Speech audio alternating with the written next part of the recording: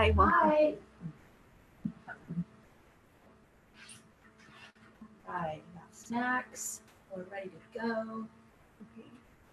Thank you for coming in the rain. I know that's a hard thing in Southern California. I'm from Seattle, so this doesn't bother me. But people here like melt down when they have to drive anywhere. Is this the most updated PowerPoint? Yes. Okay. I spent 4 years in Houston, so Okay. I know about it. Yeah. Yes. Our roads are not necessarily as prepared for the rain. That's accurate. Yes, accurate information. So I hear others. Yes.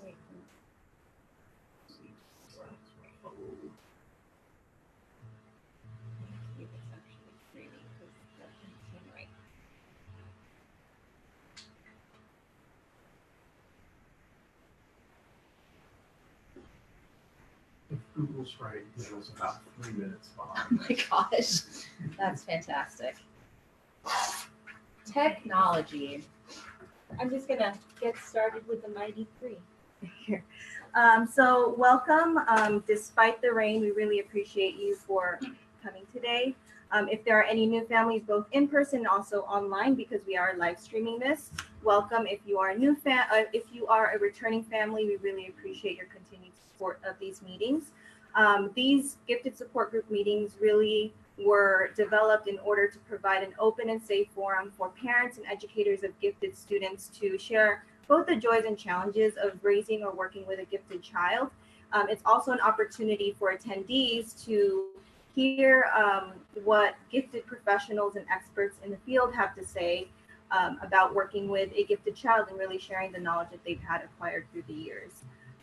These meetings are also being live streamed in order to reach out to those non-local families who can't be here with us today, but really want to learn more about ways in which they can better raise or work with their gifted child. So it is being live streamed both on Facebook, and then it'll be also available on YouTube after. Without further ado, I do want to introduce our speaker, Hillary Jade. She's a program manager here at IEA, and she'll be sharing how we can engage Generation Z gifted students. So Hillary, take it away. Thank you very much. Thank you. I'm very, very glad to be here giving this presentation. I've done different iterations of this presentation over the years, and as kind of the years have progressed, it does change a little bit, and it does take different forms as Generation Z gets older, and they start having different trends, different characteristics, and different really interesting, exciting things that we can talk about. So thank you to those of you who are here in person, coming from very rainy streets of Southern California. To all of you at home, hi there. Thanks for being part of the live stream. A couple of things to note: you are welcome to take pictures of any of the slides at any time. We will also make the slides available after, so if you would rather just have the slides in one form, that's great. If you have questions at any time, please reach out, raise your hand, let me know. You don't have to wait until the end. I really do like interactive participation. And for those of you at home, me and you will be monitoring the comments on the live stream, so you can feel free to type comments, questions, concerns as they come about. So without further ado, let's get this PowerPoint started. Tried that.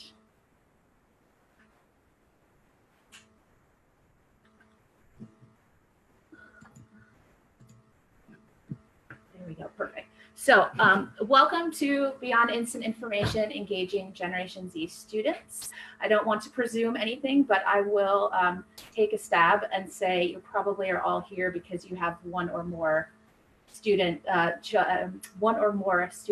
fit within this category of Generation Z. If I could just get a quick shout out, if you would, of the age or ages of your kids, that would be helpful. 11, I heard. Just turned 14. Just turned 14, wonderful. 8. 8. 12. 12, perfect. All right, so here we go. A lot of my inspiration for this particular presentation comes from my love of reading, and I am a voracious reader. I'm very interested in generational studies as a whole. I myself fit into a very niche sort of 3-year generation that they just created between Generation X and the Millennials, called an Xennial, also known as the Oregon Trail generation, because we still played that computer game on a floppy disk. So we did not grow up with computers necessarily from a young age, but we are still considered almost digital natives. So that's where I fit into the spectrum. So the first book that you see on the left, Bowling Alone, is a societal and anthropological study on how America changed from a very community-oriented society with more kind of church events, bowling events, Elks Lodge, things like that, and slowly started drifting away and becoming a bit more separated as suburbs spread out and flourished on their own. And so it's an interesting look at how society has changed in that way. That led me to the second book that you'll see in the middle, Alone Together, which is a study of how we have never been more connected, but at the same time have possibly never felt more alone in terms of personal interaction and actually physically being with other people. And then the third book on the right is a book that heavily influenced this presentation called We Are Generation Z by Vivek Pandit. And he himself is of that generation. And when he was about 17, 18, he started recording kind of all of his thoughts on what is wrong with current education and why as a high schooler he felt like his needs weren't being met. So we'll explore some of the quotes and some of the ideas within that book later on in the presentation. So Generation Z, if you Google them, if you do Google image search, this is one of the most popular photos that comes up because they are, so to speak, born with a cell phone in their hand. And as you probably know, your children picked it up, I'm sure, pretty quickly, not just cell phone, but iPads, any of that technology. And depending on who you ask, there's always kind of a difference in how they define the years of this generation, but most commonly they say about 1995 is when they started being born, and then it goes up through about 2010 or so. And once we have a new generation, actually they'll be called Generation Alpha, and I'm very excited to find out kind of what this generation will be like. But worldwide, this is a population of 2 billion people that are within this age group of Generation Z, and they account therefore for 27% of the entire population. They are about to be the largest generation to date and also the most highly influential. I will bring up one slight caveat, and that is there is the potential, I think, when we talk about different generations, that they get somewhat stereotyped and people assign certain qualities or characteristics to them that are sort of generally accepted by society. That's not what I'm here to do today.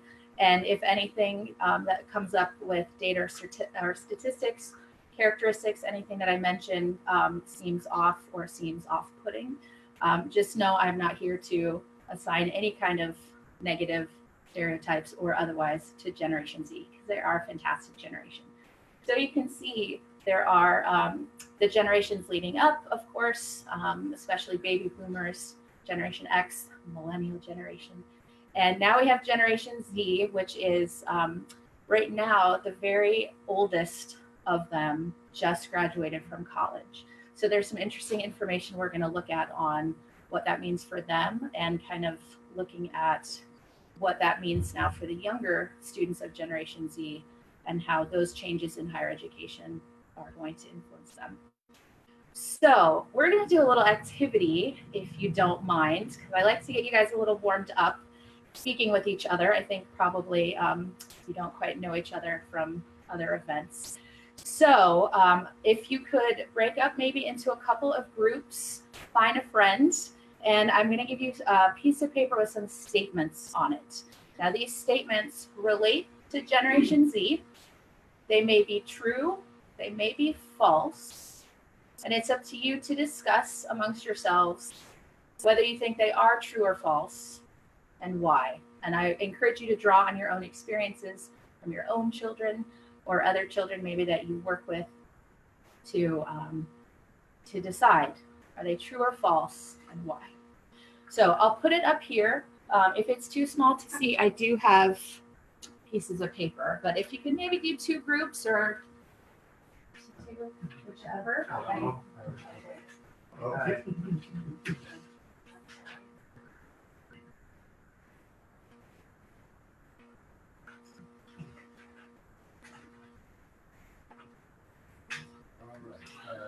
All right, and for those of you at home, you can see the questions or the statements that are posted here. Feel free to write about them in the comment box if you have thoughts, questions, or concerns, and we will go from there.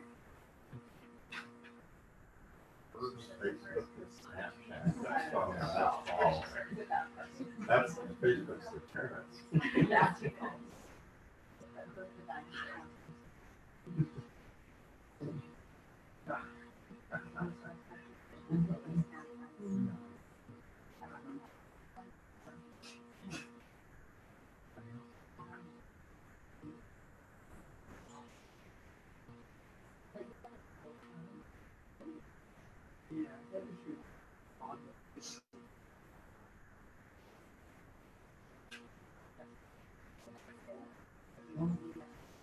And about the fact that it seems like they're all going somewhere all the time.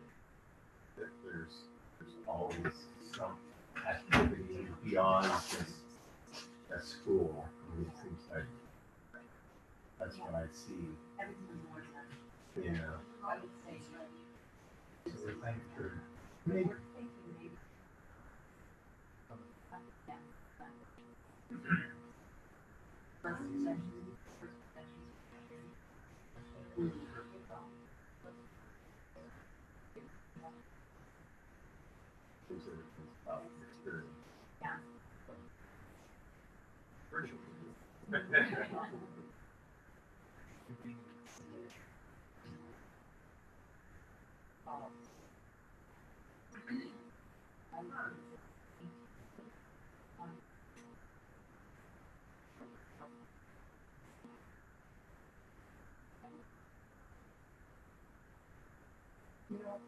I'm not convinced one way or the other.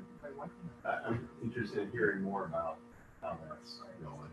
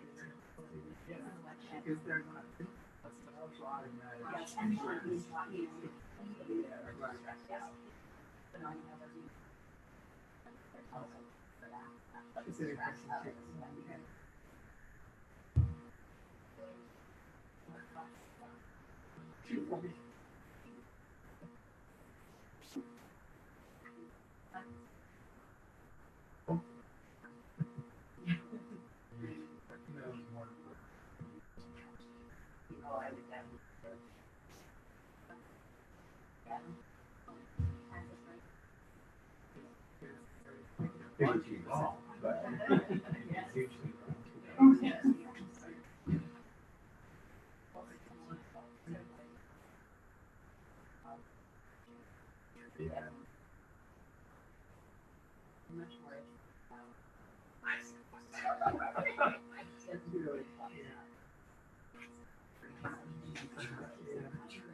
Right, I'm sure they are. I don't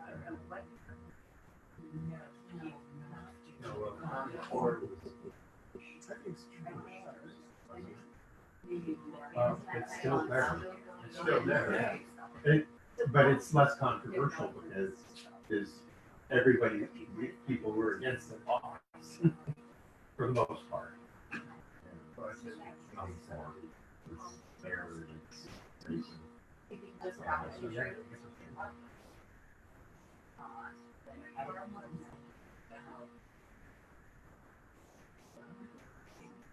Yeah.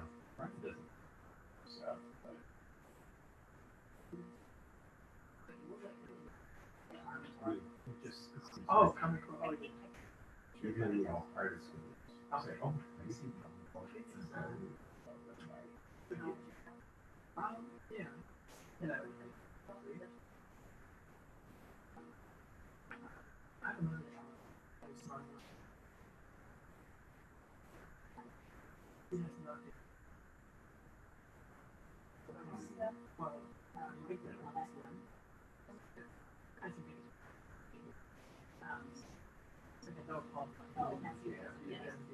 I mean, there are problems with common core, but it also has some good points.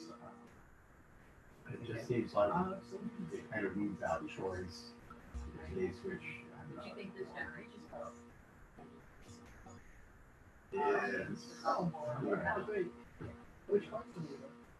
All right, it sounds like you guys are done. I'll get back into view. How was this exercise? Easy, hard, in the middle? seems kind of easy, clear cut, but we also think we might be wrong. Okay. I love honesty, so that is fantastic. Well, we're actually not going to unpack all of this right now, just yet. All these answers will be coming up in further slides. Some of them are very clear-cut true. Some of them are obviously false. Some of them I heard some great discussion. I think it could go either way, and I personally believe that as well. So not everything is black or white when it comes to this or any generation. So let's look at a couple of overarching defining characteristics of Generation Z. The first one, and this comes up in so much research that I did or that anybody does about millennials, is that they have this inherent desire to avoid millennial mistakes. Can anyone think of a good example of a millennial mistake that this current generation is eager to avoid? Sorry? I said millennials made mistakes. We sure did, yes. Reliant on parents or driven by parents. That is excellent. Yes, this heavy reliance on parents, whether moving back in with them, whether needing to take money from them. Absolutely. Very good. Any other thoughts? Even having their lives run by parents was very long seen out of these things. Mm-hmm. Maybe not wanting to be so self-centered. Good one. I like that. Mm-hmm. Other examples, not necessarily wanting to go into debt or willing to go into debt for college, for example. Or, and we'll get to this in a further slide, let's say social media mistakes that millennials made with just posting anything they feel like, not knowing that that has consequences for the future. So this is a big defining characteristic for this generation. They saw what either their older siblings or older family members did and said, that's not who I want to be. I want to rectify these mistakes and make sure I don't repeat them in my lifetime. Good. They're also defined by two very important, both economic and sort of psychological events, whether it was right before they were born, right after they were born, but the 9/11 terrorist attacks happened when a lot of them were either born or just born, and the recession of 2008. And that has led them to be more fiscally conscious, seeing, of course, the millennial generation or their parents' generation taking that huge hit from the recession, and now they don't want to be in a similar situation. Good. Rapidly advancing technology is probably the most obvious thing you could say defines this generation, and there's further information to come. But the fact that technology in this era advances 10 times faster, if not 100 times faster than for any other generation, and these kids and young adults keep up with it. They know how to immediately do a new app, use new software, use new coding techniques. So they are on top of it, and I think they're always going to keep pace with this technology. Global affairs is another one. No other generation has had such instant access to news, reports, media, whether it's fake news or otherwise, but they have no other generation is as globally aware as this one. And so they understand, when conflicts are happening, when natural disasters happen, how that can affect not only that country, but also the rest of the world. And they're very interested in talking about it and supporting whatever the cause is to help those situations. They're also defined by multifaceted education, and we'll speak a little bit about this later. There has never been a more varied and far-reaching point of access for students to their education. They have online education, they have hybrid and distance learning, they can do open courses through Harvard, they can speak with other students, with other professors, with other experts and professionals throughout the world. And so their education is no longer defined purely by a classroom setting. Investment in climate change. This comes up a lot when you research Generation Z and talk to them, even in person. They see this as one of the largest and most frightening problems and prospects for the coming years. And so they are very, very invested. And if you talk to any one of them, they know exactly how to talk to you about it. Good. Unfortunately, with some of these things does come a high level of anxiety. And even though this generation does have what's listed next as cautious optimism about certain things, especially their private or personal lives, we have never seen in this country such a high rate of anxiety with students, particularly of this generation. So that does influence certain aspects of how they view the world, of how they live their lives, unfortunately. But it is something that we'll address a little bit later, and I think there are ways that we can help quell some of that. Good. This cautious optimism comes from the overwhelming optimism that the millennial generation had, who were the best, most well-educated generation to date. They wanted to get out into the world, get a job, and then things like the recession happened, and it didn't work out so well for them. So this generation is a bit more cautious. They're a bit more pragmatic. They're a bit more conscientious when it comes to financial decisions, educational decisions, things that are really going to affect their lives moving forward. Minimalism. This is one of my favorite things, this kind of downsizing and not having too much of anything at any given time.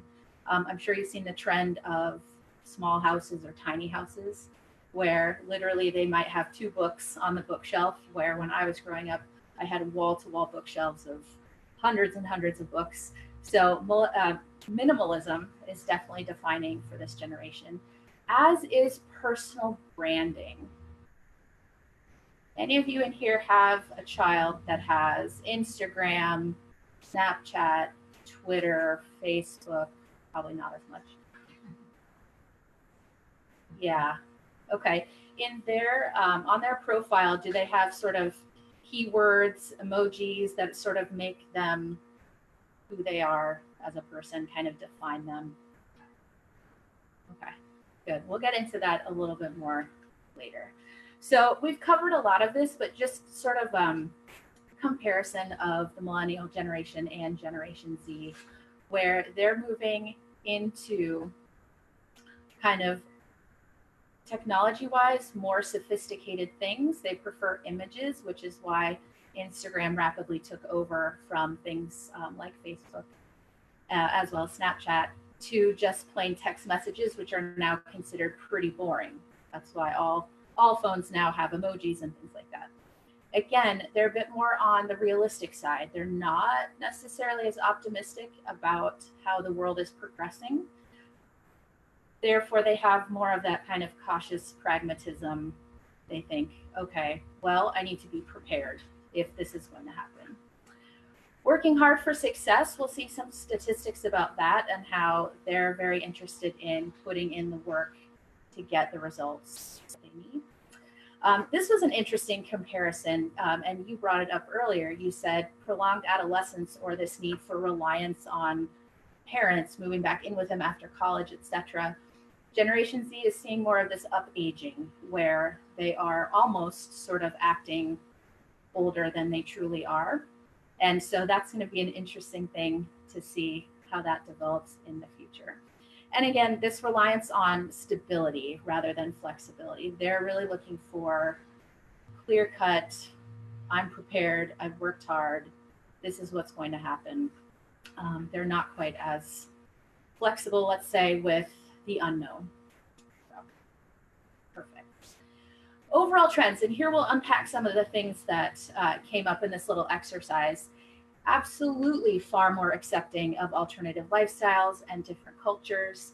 Up until 2 years ago, who was the president of the United States? Barack Obama. Yes, and for many of that generation, that is the first, and up until then, only president that they ever knew, and that had never happened before. So also same-sex marriage, transgender rights, all of those things. They've been growing up with it. They've never known any different, and they feel like they need to support it and champion it, frankly. So that has been a really great positive trend for this generation. We talked about this kind of sober sensibility, this pragmatism, caution, conscientiousness. They're not looking to take risks necessarily. And self-reliance. We talked, about moving out of your parents' house, but another aspect of this is that 13% of all Generation Z students already have their own business. Anyone in here have a child that already has some kind of business that they've started?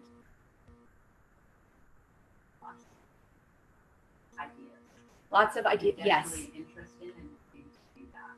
Yes, whether they have yet come to fruition or not, they're very entrepreneurial, very industrious in that respect. So we'll unpack that a little bit later as well. They're earning college credits earlier and earlier, and when we talk about education, this will come up again. But they're finding ways to get those college credits to keep college costs down, but also to feed that need for the information they're looking for and potentially get ahead in terms of how they see their trajectory of education and then career. They want to shape their own journey. This goes back to this idea of personal branding. They know who they are, they understand who they are, and they would like to create this life for themselves and have it be all inclusive. So education, career, friends, family, spouse, whatever it happens to be, they want to be a part of shaping all of that. This is an interesting statistic. Only 30% strongly believe that science and technology can solve the world's biggest problems. What the other 70% believe, I'm not sure. This came up as a statistic. I think it has to do more with the human element of things. It's a very human-focused generation. But I believe that they probably feel without that kind of human element to add to science and technology, that it's probably not going to be the only thing that really solves the world's biggest problems. Good. By 2020, Generation Z will account for 40% of all consumers worldwide. Another great statistic I read is that 90% of households and their spending decisions are influenced by a child within this generation. So these children are going to their parents and having some form of influence over what is being purchased, whether it's where they go on vacation or what they do in the evenings or what kind of groceries they get. So they are very, very involved, very invested, very influential in financial decisions.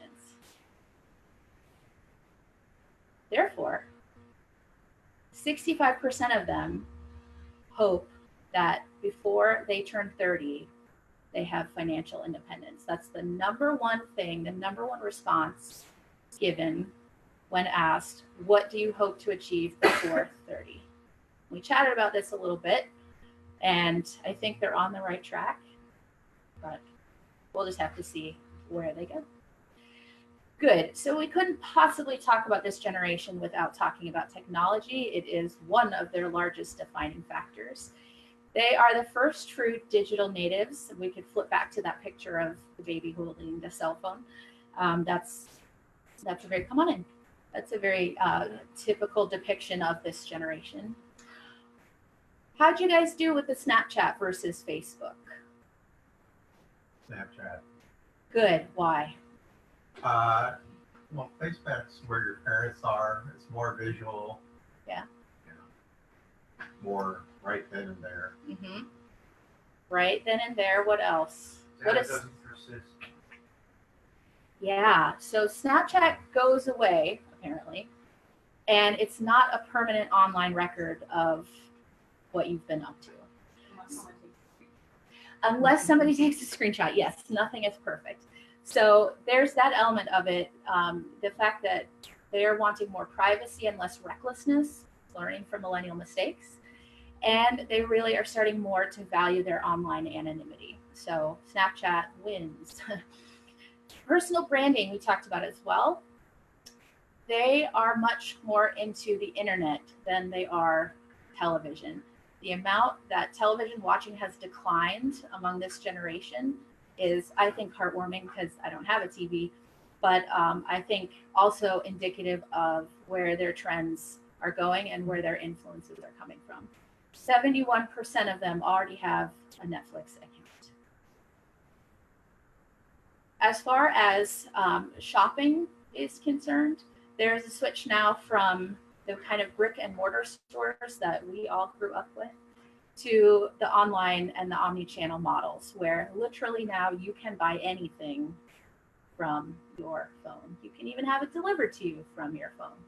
So that has been a huge switch, and that's why, of course, a lot of brick and mortar stores are closing down. They also use technology to do price comparisons. Raise your hand if you have ever been in a store, seen something you liked, and checked Amazon to see if it was cheaper. 100%. And that's terrible to say, but we all do it. They very much embrace digital storytelling and visual displays. This is why Instagram, Snapchat, these things are becoming bigger and bigger. Yet, they only have an attention span of 8 seconds. You can find the statistic anywhere. What's interesting, though, is that because of this short attention span, they're much more likely to flip through commercials and ads that they don't like. However, they will watch an advertisement that they think is entertaining. So there's kind of two sides to the story. So with an attention span of only 8 seconds, advertisers are having to work much, much harder to make sure they capture this generation. Good. This statistic should surprise none of you, I think. 70% of Generation Z students watch 2 or more hours of YouTube per day. Student in the back, what do you think? You're eating. Depends on the day. Okay. Is anyone surprised by that statistic? Maybe if you have much younger student or kids, but yes. YouTube is becoming one of the largest influencers of this generation. Those that are able to take their hobbies and turn them into a career where they make hundreds, thousands, millions of dollars for doing things like reviewing products or acting out funny scenes and sketches with their friends. So this probably has been one of the greatest technological influences on how Generation Z is living their lives. They're also using technology in really, really great ways. So one of the statements on the activity was, has no interest in philanthropic pursuits, social causes, or otherwise. Clearly not true.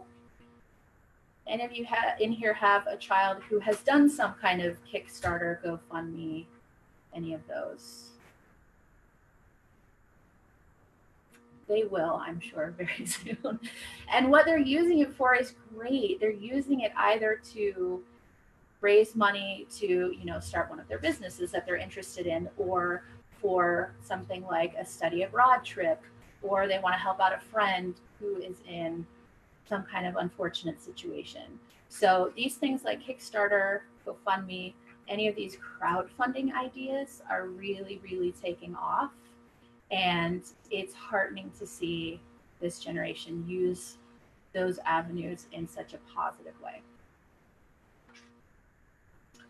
Sorry if this is hard to see, but this also plays into their social consciousness and their philanthropy. They label it up here as Generation Z, aka philanthrokids. And really this generation is taking things like volunteerism, crowdfunding, donations, nonprofit work to another level. They're interested in the greater good. They're interested in contributing to organizations, groups, clubs, anything that is doing good for society, for a specific group of people, for animals, for specific causes. And a great statistic there in the middle, 60% want their work to make a difference. This is also a huge shift over the previous generation, where it was a little bit more concerned with success, let's say, and getting that financial reward out of my job. They're really interested in finding that best fit job for them that's going to fulfill not only their livelihood aspects, but also those aspects that speak to them personally for the greater good. This is very hard to see, but it's a very cool graphic. It's all about how this generation is a culture creator. These are the influencers. That's also kind of a new job that didn't exist before, particularly on YouTube and Instagram. So these are culture creators. These are those that are going out. They're finding out what people are interested in. They're finding out what is going to be the next big thing. And they have all the social media means to push it out, to spread it far and wide, and to be a cause for change in whatever way or shape form that happens to take. So there's some interesting statistics in here about culture collaborators, cultural currency, what kind of influence social media has in this. But this is a generation that's going out and they are creating, and they're shaping the face of culture today. Good. We talked about cautious optimism a little bit in the beginning, and there's kind of a dichotomy going on with this generation.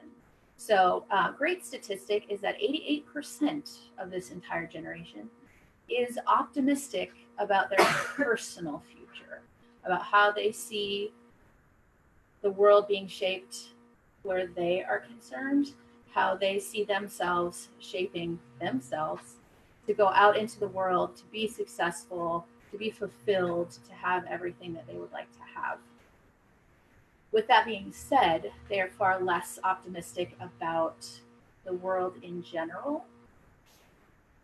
And that has led to an increase in anxiety amongst this generation. And actually, for the first time in a generation, anxiety has actually eclipsed depression, where cases of mental health issues are concerned.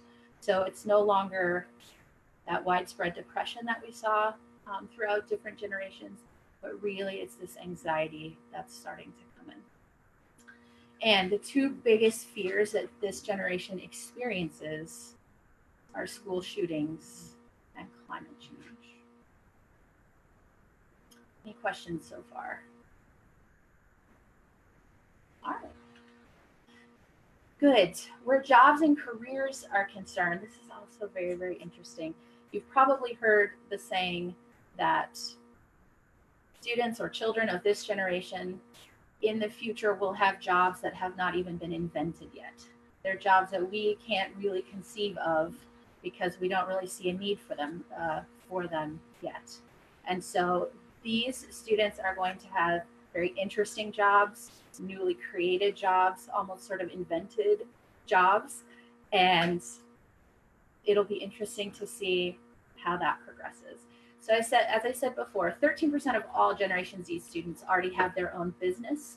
That speaks to their entrepreneurialism. Most of them are more interested in creating new jobs, not more jobs, new jobs, than holding traditional ones. They're not interested in sitting in an office. They're not interested in sitting in a cubicle. They're not even necessarily interested in having a 9-to-5 job. They're more interested in being an entrepreneur, creating a job. They don't want to necessarily be an employee. And they're shifting towards these non-traditional jobs, flexible hours, working from home, being your own boss, being freelance. They also have a lot to do and will in the future have more to do with the share economy. And the share economy is anything like Uber, Lyft, Airbnb that takes those kinds of services away from what in the past we've thought of as traditional services, so the yellow taxi cabs or the hotels and the motels.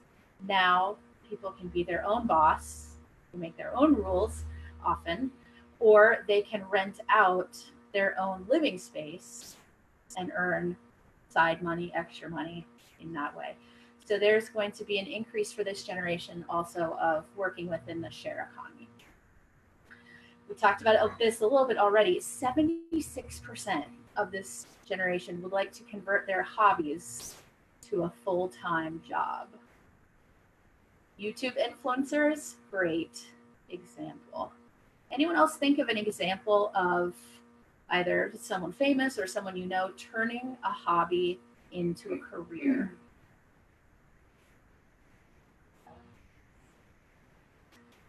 Yeah.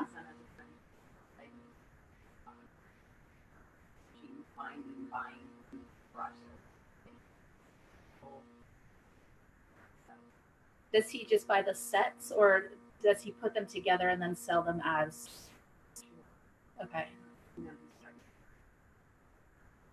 Money. Yeah, absolutely. This kind of upcycling scenario where going to estate sales, going to Goodwill, going to places where you can find previously discarded things and refurbishing them, selling them for more money. It's a good example. Good. 72% of high schoolers in this generation polled would like to own their own business. Very independent. They want to be the boss. They don't want to answer to anybody else. And they would hopefully like it to be a business that is of personal interest to them. Good. YouTube careers we talked about earlier. This is only going to get bigger. Where jobs and college kind of intersect, also some interesting statistics. 81% believe obtaining a college degree is important to have a successful career. So they still very much see the value in college, even though some of them are going down alternate routes to go to college. But nevertheless, when they interviewed the first round of Generation Z students to graduate from college, they reported that 38% of them reported that they believe that college actually provided good career preparation. So there's kind of a dichotomy that exists where they still believe in it and they're still going to college in droves, but they're not necessarily getting the results that they're after.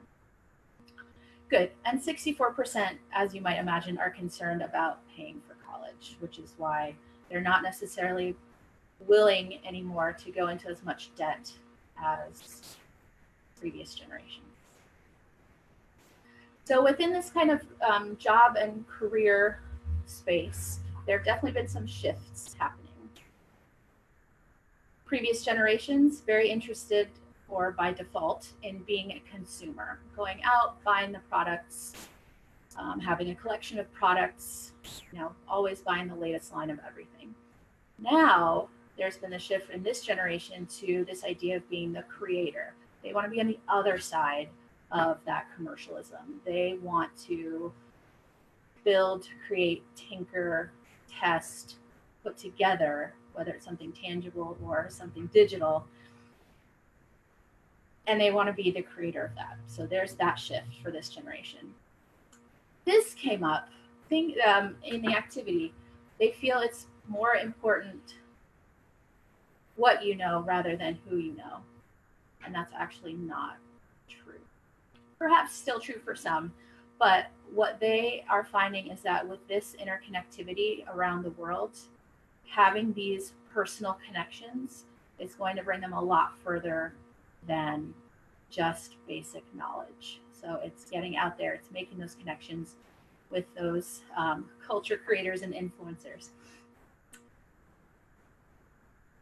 Sessions versus experiences. This also came up in the activity, and I heard some back and forth. Anyone remember a couple of years ago, there was a New York Times article that went around social media, and it talked about how important it is to have experiences rather than buy things. Like, use your money for travel. Don't use it necessarily to buy more video games, more shoes, more things like that. That's definitely what this generation is experiencing. They would rather have the experience than a tangible product. And so that is also shaping the economy as well, coming up with new avenues for creating experiences rather than just more stores where you can buy things for your home.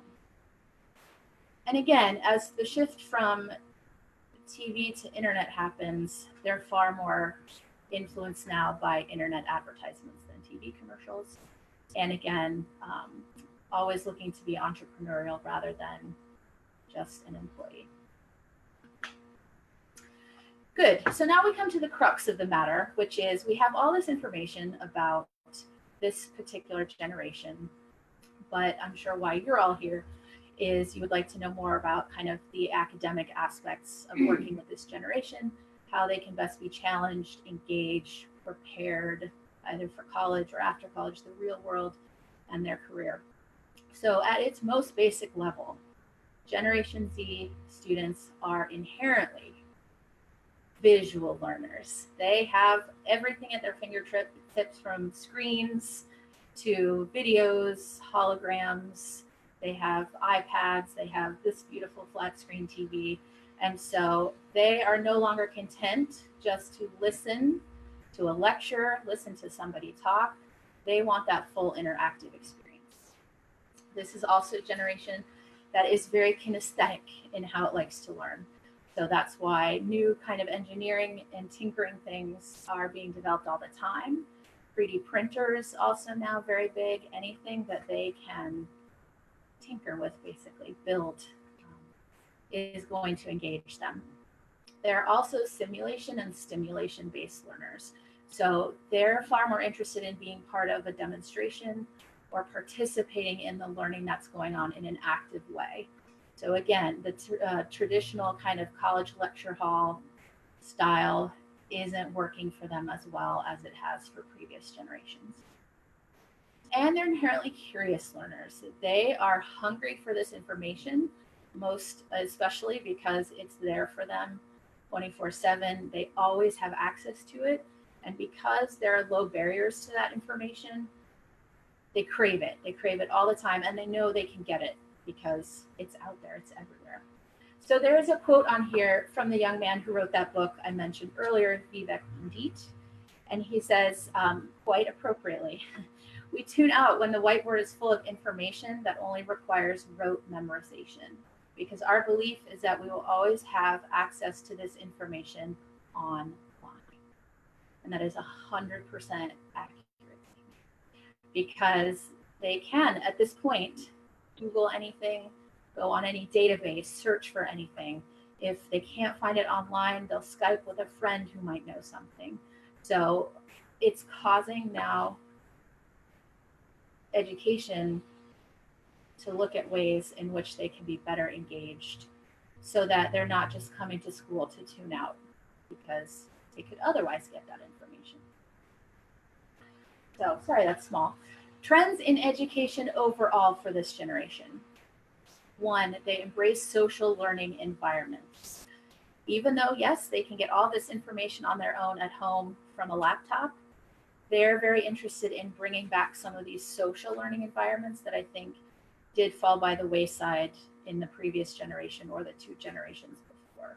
So while they can do independent learning, they're interested in learning with peers, learning with people who are interested in the same topics, who are going to challenge them, who are going to provide them with interesting points for discussion, interesting new perspectives. So they really crave now environments where they can be around others and where everybody is active in the learning. Kind of goes along with the second point. They're very hands-on, directly involved in the learning process. They love to give feedback. So if they're in a classroom or they're in a situation where somebody is trying to teach them something, again, they don't just want to listen. They want to be involved. They want to participate. They want to be kinesthetically in that learning process. We talked about this just a little bit ago. They expect anytime, anywhere, on-demand services with low barriers to access. And I think they're getting it now.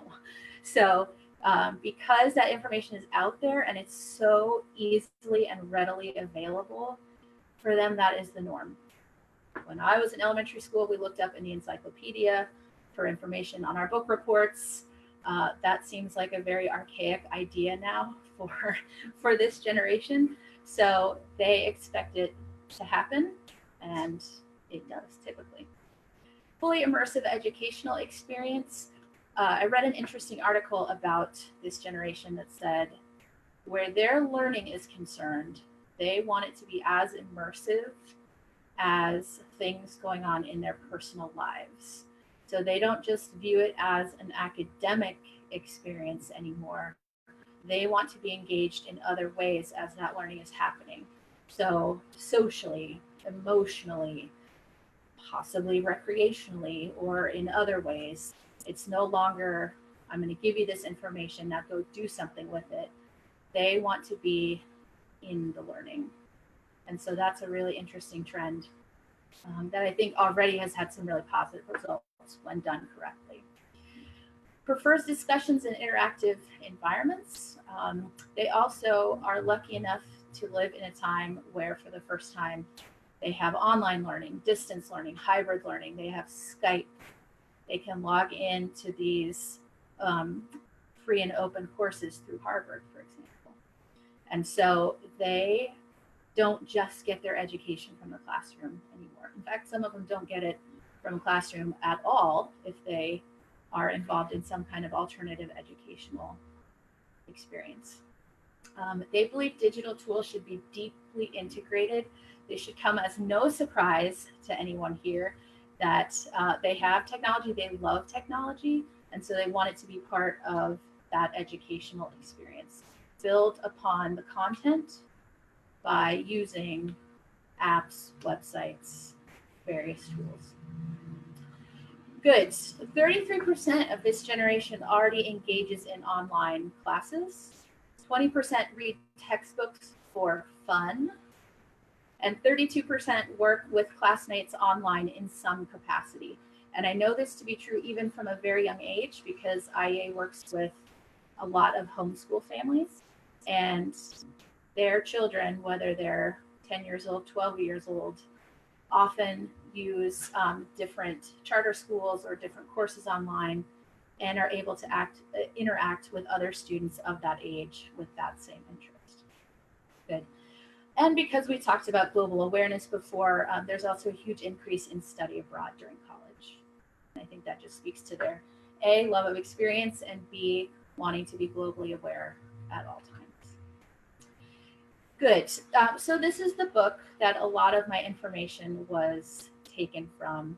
And he definitely has a lot of opinions and a lot of things to say, some of them somewhat trite, but this is coming from a firsthand high schooler's experience. So he talks about the fact that his generation loves learning. If they can't get that learning and that information in the classroom, they will go home and find it together. They will find ways to keep themselves engaged if their current teacher can't do that for them. So as he says at the end of the first quote, with ready access to information online, we become our own teachers. Very interesting trend. And then he talks a little bit more down in the second paragraph about his generation needing to remain motivated to learn, which means they need interesting material to work with. They need to be challenged, engaged. They need to be engaged on as many levels as is humanly possible. So the entire education system, what he's saying is that it's kind of not working for them anymore. So yeah, there was a really great study done by the Gardner Center at Stanford University. And this is free and downloadable online. I highly recommend, if you're interested, take a look. It came from a few years ago. And really what the study was, it wasn't gifted specific, but they were looking at the middle school years. And they were looking at ways that they can improve kind of the whole educational experience for the children and the educators in any given school.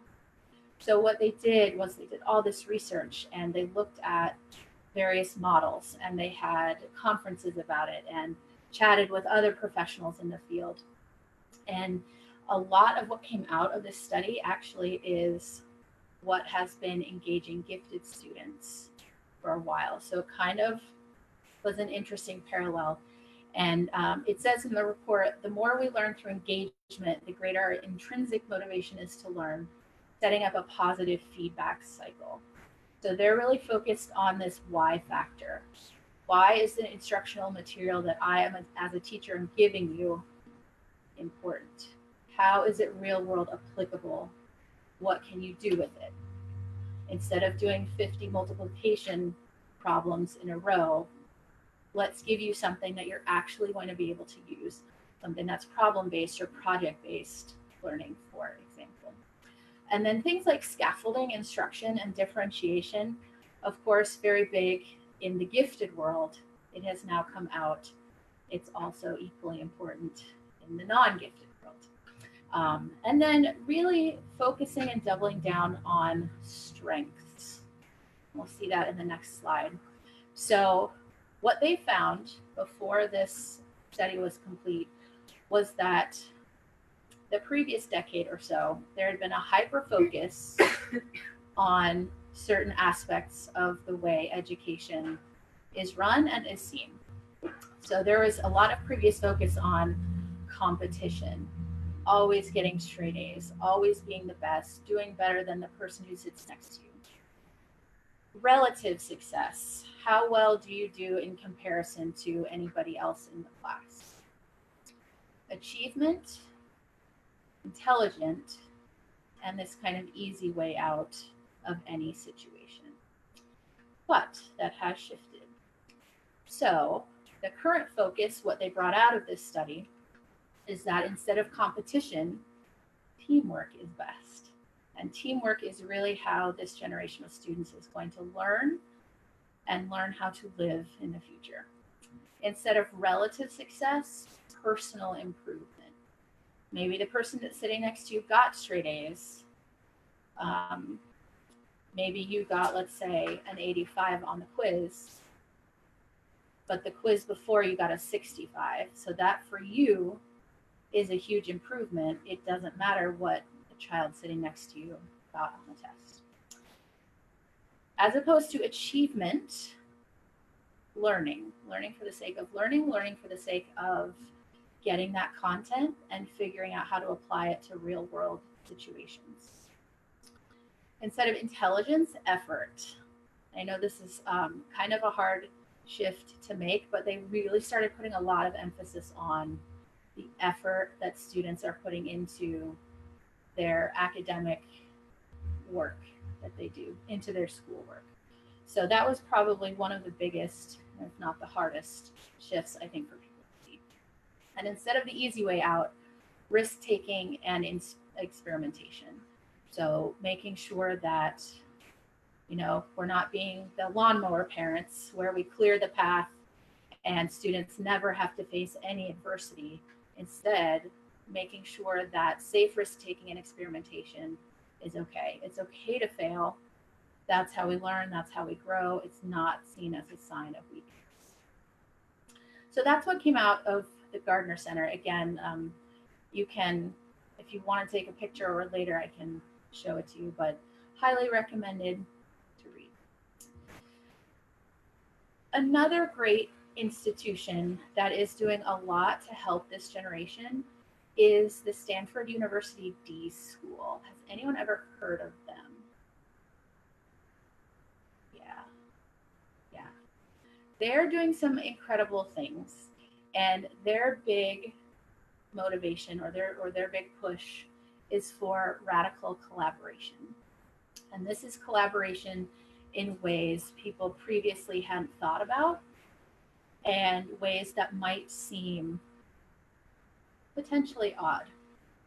So they will come together either for some kind of design thinking process, or they'll have a problem or a challenge in front of them, and they will bring together people, experts, professionals, even students, anyone from different fields to try and solve this problem, or to meet this challenge with as many perspectives as possible.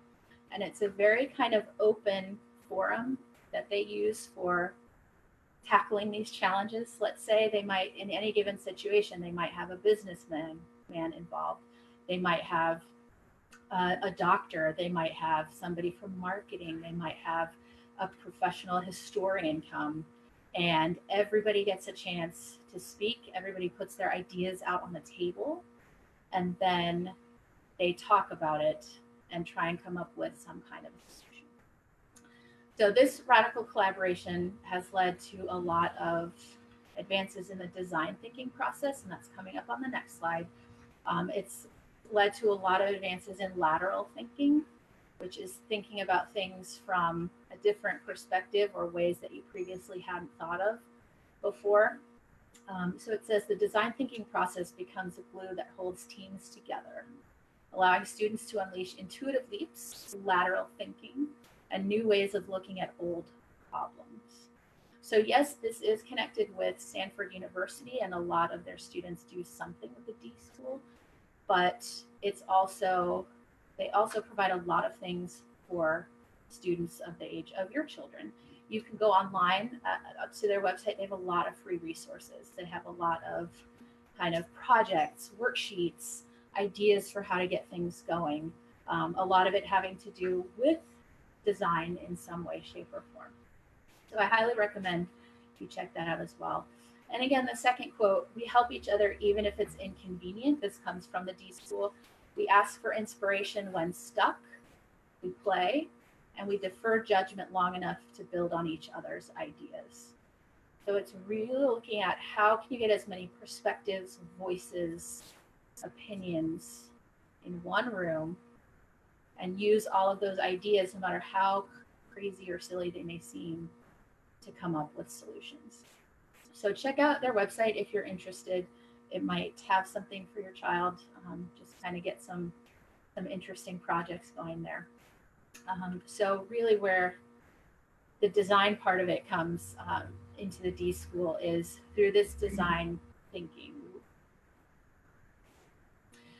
Anyone in here familiar with design thinking? It comes up everywhere. Okay. There's also, this was a presentation I gave at the National Gifted Conference. You can take a look at it when you get a chance. But it's a 5-phase process that starts with empathizing with a problem, defining it, brainstorming, creating a prototype, and then testing it out. And you can use this for almost anything. It kind of originally came from things like business and marketing, but now it's being integrated into schools, classrooms, projects, problem-based learning, things of that nature. So it has its roots in what we call provocative operation. And provocative operation comes from Edward de Bono, who took lateral thinking to a next step. And it's really this idea that no matter how big or challenging the problem seems, you can always brainstorm, you can always think differently, and you can always come up with different ways to tackle that problem. So in other words, moving your ideas forward no matter how silly, absurd, poorly defined, or otherwise impractical they seem to you. Pattern of thinking that leads from impossibility to realistic realistically feasible. So all that comes into design thinking in terms of no idea is off the table. We brainstorm 100 ideas and we work from there. And it might mean turning things upside down. It might involve looking at things from a different perspective or different angles. But ultimately, we are going to come up with a solution because we're going to have so many ideas and so many different ways that we can attack that problem. What I really like about design thinking and why I think it's so important for gifted students especially is that this first stage, which is empathize, it really adds this human element to the problem or the issue in front of you. And that's really, really, really, really important for gifted students because most of them inherently have this desire to solve problems, to empathize with people, to make things better for the greater good. And so this is a really great way to integrate those types of things into education, into the projects that they do, into the pursuits that they have. And again, for more information, you can take a look here at the whole process.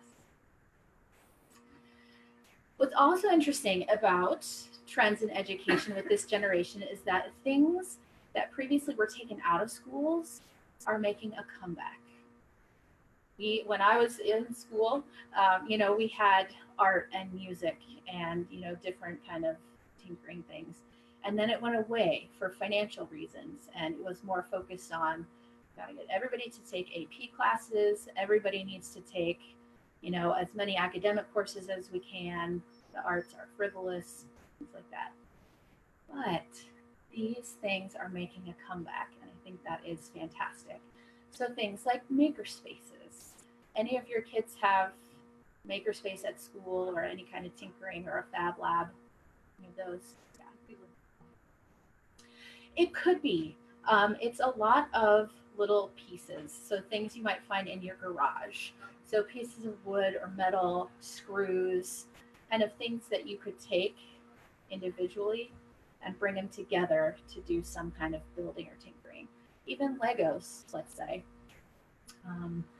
So what they're finding is that this generation now does need this again for either kind of anxiety reasons or to bring back the fun element of school and, make sure they have opportunities for music, for sports, for just having 20 minutes of tinkering Lego time. So they're seeing incredible success with this. I know makerspaces are hugely on the rise, not just in schools, but other organizations. I think the Pasadena Library just got one. So that's helping engage the whole child, the whole student in that way. So some strategies I think everybody can use with this generation to make sure that educationally their needs are getting met and you're providing them with all of the best opportunities. So earlier we talked about this idea of personal branding and finding the best fit for your child. And I think that is 100% true where education is concerned. If a certain school or a certain style is not working for them, perhaps taking a look at a different school might be helpful. Just as these students, they see themselves in a very individual way. They have that personal branding that goes along with it. They're really looking for the best fit educationally as well. Do encourage this entrepreneurialism. I think it's going to take them far, and I'm very impressed by what I have seen so far with this. Back in December, we had kind of a holiday open house, and a lot of our students here decided they wanted to make crafts on their own that they could sell because we were trying to raise money for new hedges for the front lawn. And so they saw it as a great way to do student-made, student-crafted things free of charge for them. and then they would charge money for it and donate it to IEA. So this entrepreneurialism is so, I think, great in so many ways, and we're just going to see more of this. So whether that's connected with their education or not, I think it's very, very important. Remain flexible and adaptive where education is concerned. There are a lot of different ways that students can learn outside of a traditional classroom. So these massive open online courses, or MOOCs as they're called, they can either be for credit or not. If they are for credit, you do have to pay for them, but you can audit them free of charge. Harvard X does a lot of these courses. Coursera is a little bit different. You do have to pay for that one. Khan Academy, similar, but also a little bit different in that they're not necessarily fixed courses. So those are on the rise. And I think for our students that are so hungry and so